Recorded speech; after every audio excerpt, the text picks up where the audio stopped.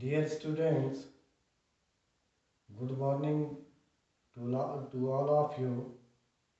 Today we shall discuss about difference between micro and macroeconomics. आज हम पढ़ेंगे व्यष्टि अर्थशास्त्र तथा समष्टि अर्थशास्त्र के बीच में अंतर। And the second question is economic system, आर्थिक प्रणालियाँ। How many types of economic system? And the third question is material of economics. And the fourth question is क्या अर्थशास्त्र विज्ञान है या कला? इसके बारे में हम पढ़ेंगे। मुझे खुशी है कि कुछ बच्चों ने होमवर्क करना शुरू कर दिया है और मैं सभी बच्चों से ये आशा रखता हूँ कि सभी बच्चे जो फर्स्ट चैप्टर आज हम कंप्लीट कर लेंगे, इसमें जितने भी जो क्वेश्चंस बनते हैं उनको ज़रूर शेयर कॉपी के ऊपर लिख के व्हाट्सएप के माध्यम से दिखाएंगे। दो बच्चे आपकी क्लास में, जैसे प्रीति और रमा, इन दोनों ने बहुत अच्छा कार्य किया है और साथ साथ में तीसरी जो बच्ची है ईशा, उसने भी होमवर्क व्हाट्सएप के माध्यम से दिखाया है। ये बहुत खुशी की बात है। मैं सभी बच्चों से यही चाहता हूँ कि सभी बच्चे इस प्रकार होमवर्क करके और उसको ठीक ढंग से समझ के व्हाट्सएप के माध्यम से ज़रूर दिखाएंगे। तो let us start. The first question is व्यष्टि अर्थशास्त्र तथा समष्टि अर्थशास्त्र में क्या अंतर है? व्यष्टि अर्थशास्त्र में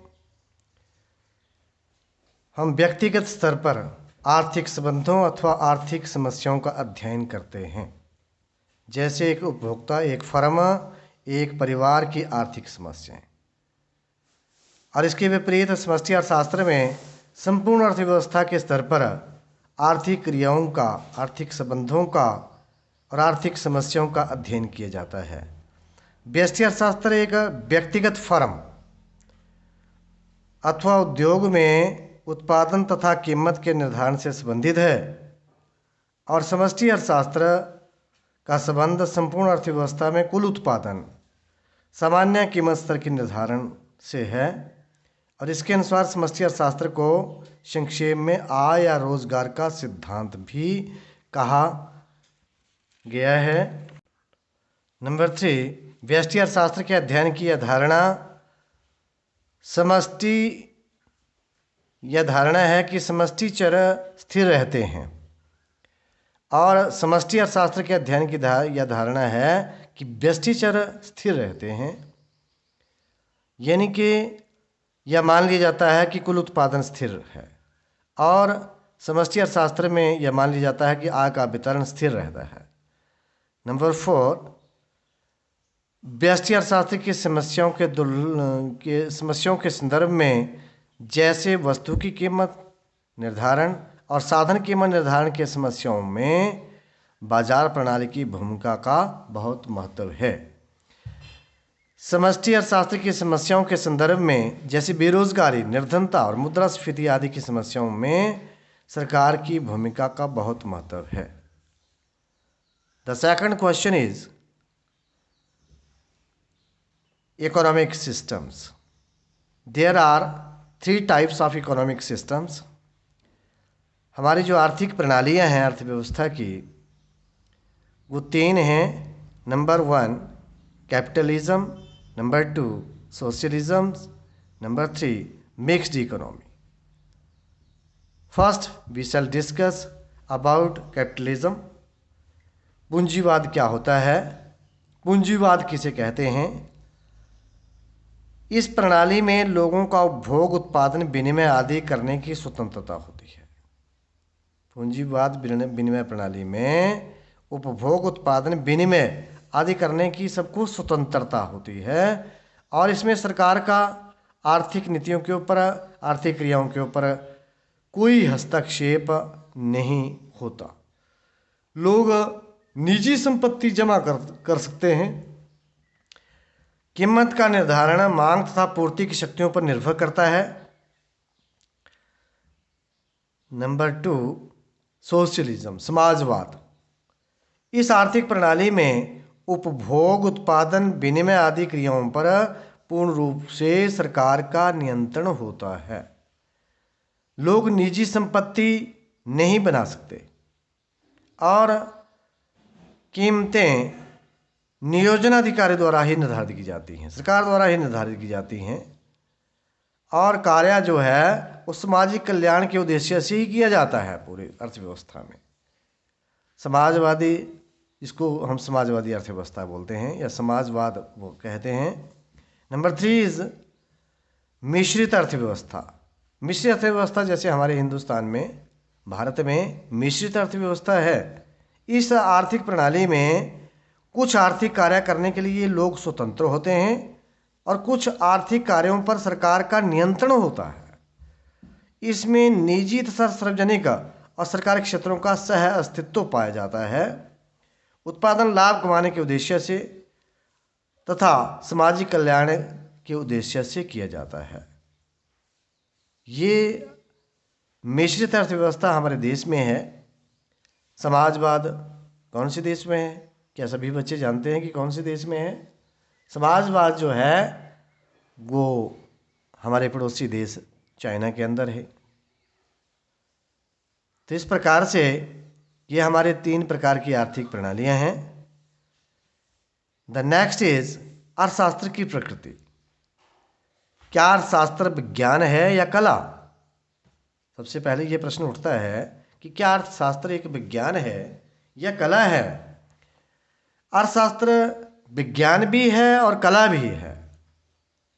और अर्थशास्त्र की प्रकृति के अध्ययन से यह ज्ञात होता है कि यह एक वास्तविक और आदर्शात्मक विज्ञान और कला दोनों ही हैं।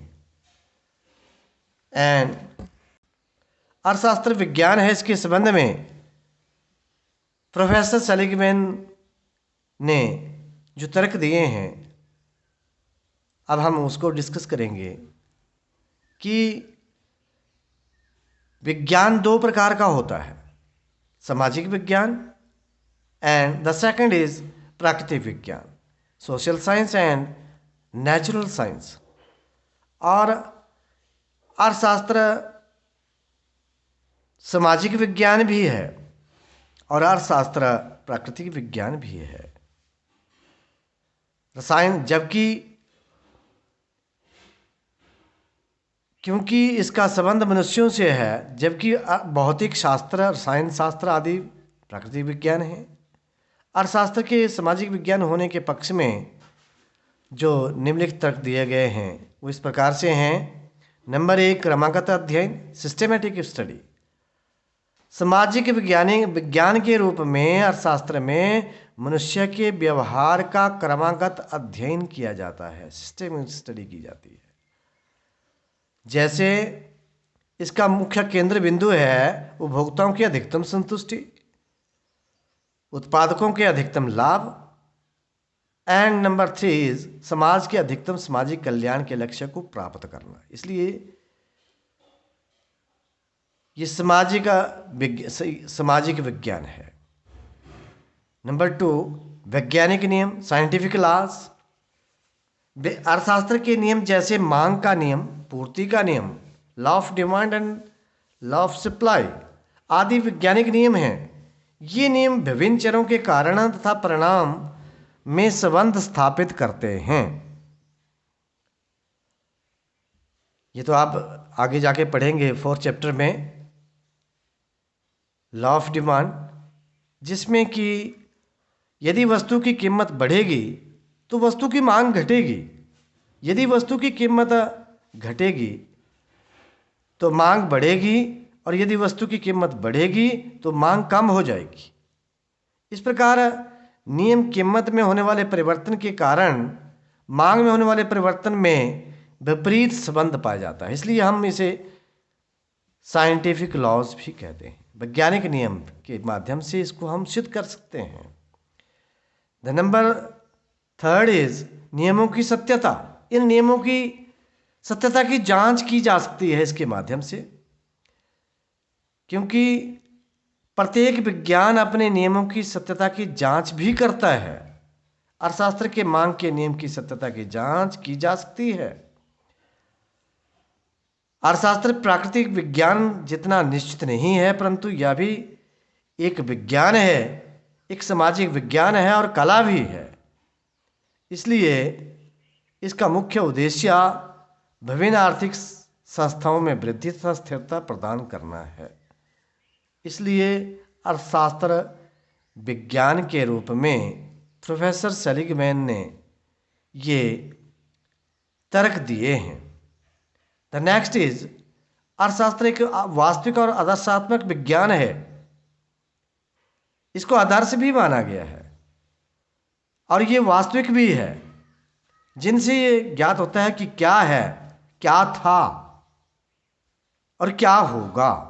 What is, what was and what ought to be. इन कथनों की जांच की जा सकती है।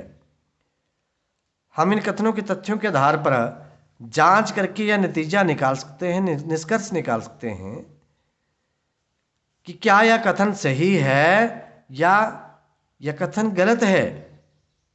ये कथन किसी प्रकार की सलाह नहीं देते। वास्तविक अर्थशास्त्र के अध्ययन से ज्ञात होता है कि आवश्यकताएं असीमित हैं। जो अभी आपने पीछे पढ़ा कई डेफिनेशंस में, आवश्यकताएं असीमित हैं, उन्हें पूरा करने वाले अधिकतर साधन दुर्लभ हैं। इन साधनों के अनेक उपयोग हैं। ये सभी बातें वास्तविक हैं, असली हैं, ओरिजिनल हैं। एक वास्तविक विज्ञान तथ्यों के बारे में किसी प्रकार का सुझाव नहीं देता। अर्थशास्त्र एक आदर्शात्मक विज्ञान के रूप में प्रोफेसर प्रसिद्ध अर्थशास्त्री मार्शल पेगो यह मानते हैं कि अर्थशास्त्र एक आदर्शात्मक विज्ञान भी है। आदर्शात्मक विज्ञान वह विज्ञान है जिसके अध्ययन से ज्ञात होता है कि क्या होना चाहिए, व्हाट आउट टू बी, और यह विज्ञान समस्याओं को सुलझाने के लिए सुझाव भी देता है, लक्ष्यों को निर्धारित भी करता है। फॉर एग्जाम्पल, अर्थशास्त्र विज्ञान के रूप में कई प्रकार के सुझाव देता है, जैसे कीमतों में स्थिरता पाई जानी चाहिए, आय का समान वितरण होना चाहिए, धनी लोगों को अधिक कर देने चाहिए तथा निर्धन लोगों को अधिक मजदूरी मिलनी चाहिए आदि। इसलिए इसे आदर्श भी कहा गया। इस कथन से ये ज्ञात होता है कि अर्थशास्त्र एक आदर्शात्मक विज्ञान है। और ये कथन मूल्यांकन भी करते हैं, किसी भी नीति के संबंध में सलाह देते हैं या ठीक है या गलत है। इसलिए संक्षेप में हम कह सकते हैं कि अर्थशास्त्र वास्तविक विज्ञान भी है और आदर्शात्मक विज्ञान भी है। The next point is economics as an art. इसको कला क्यों कहा गया? अर्थशास्त्र को एक कला क्यों कहा गया? कला क्या होती है? What is an art?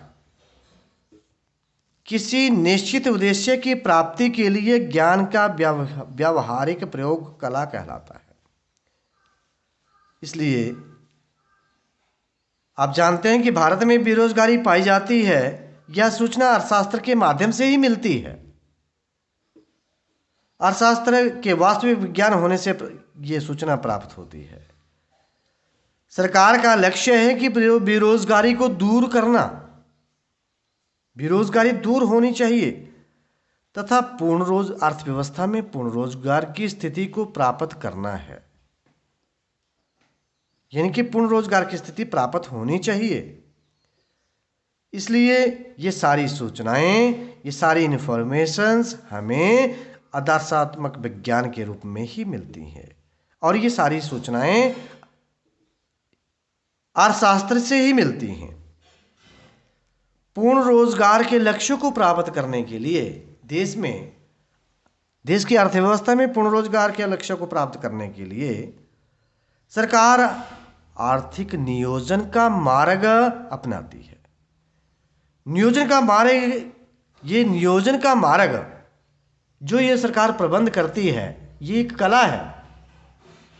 इसको कला कहा गया क्योंकि निश्चित उद्देश्यों की प्राप्ति के लिए यह ज्ञान का व्यावहारिक प्रयोग है।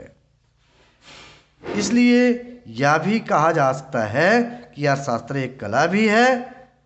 और जेएम केन्ज ने कला के स्थान पर व्यावहारिक अर्थशास्त्र शब्द का प्रयोग किया, अप्लाइड इकोनॉमिक्स। आधुनिक अर्थशास्त्री कला के लिए आर्थिक नीति शब्द का प्रयोग करते हैं, क्योंकि सरकार को जब ये सूचना मिलती है कि देश के अंदर, हमारी अर्थव्यवस्था के अंदर कितनी बेरोजगारी है, उस बेरोजगारी को कैसे दूर करना है, पूर्ण रोजगार के लक्ष्य को प्राप्त करना है, तो सरकार आर्थिक नीतियां बनाती है और उसी के माध्यम से आर्थिक नीतियां बनती हैं। इसलिए संक्षेप में, अंत में हम ये कह सकते हैं कि अर्थशास्त्र विज्ञान तथा कला दोनों ही हैं। प्रोफेसर चैपमैन ने ठीक ही कहा है, अर्थशास्त्र एक वास्तविक विज्ञान है जो आर्थिक तथ्यों के वास्तविक स्थिति से संबंधित है, और ये एक कला है जो इस प्रकार के उपाय और साधन ढूंढता है जिनसे इच्छित लक्ष्य प्राप्त किए जा सकते हैं। निश्चित उद्देश्यों की प्राप्ति के लिए ज्ञान का व्यावहारिक प्रयोग कला है, ये तो आपने पहले अभी समझा।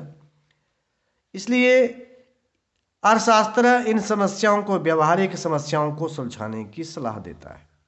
इसलिए इसे इकोनॉमिक्स इज एन आर्ट, इसलिए इसे अर्थशास्त्र को कला भी कहा गया है।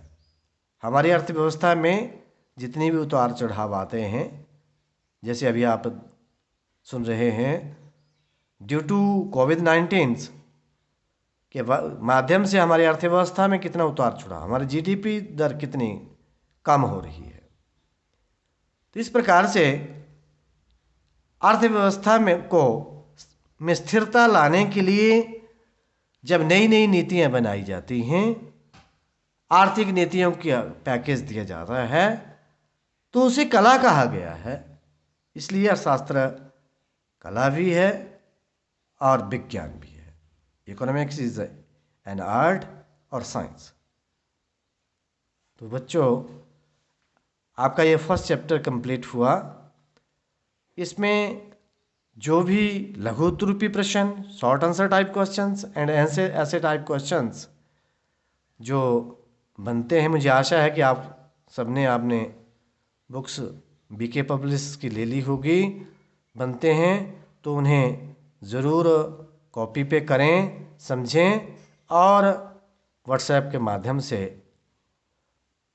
ज़रूर दिखाएं। एट पेज 14 पेज के ऊपर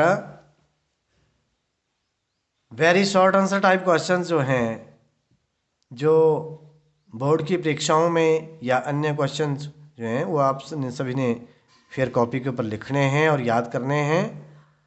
साथ में उससे नेक्स्ट पेज के ऊपर page number 15 and page number 16, यदि आपके पास किताब है, किताब का प्रबंध आप सब ने कर लेना है। और जो जो क्वेश्चंस ऐसे टाइप हैं, शॉर्ट आंसर टाइप हैं, लॉन्ग आंसर टाइप क्वेश्चंस हैं, उनका आंसर आपने ज़रूर लिखना और याद करना है। मुझे आशा है कि आप सभी धीरे धीरे ये चैप्टर आपको समझ आ गया होगा और कल से हम नेक्स्ट चैप्टर का लेक्चर भी आपको प्रदान करेंगे। That's all.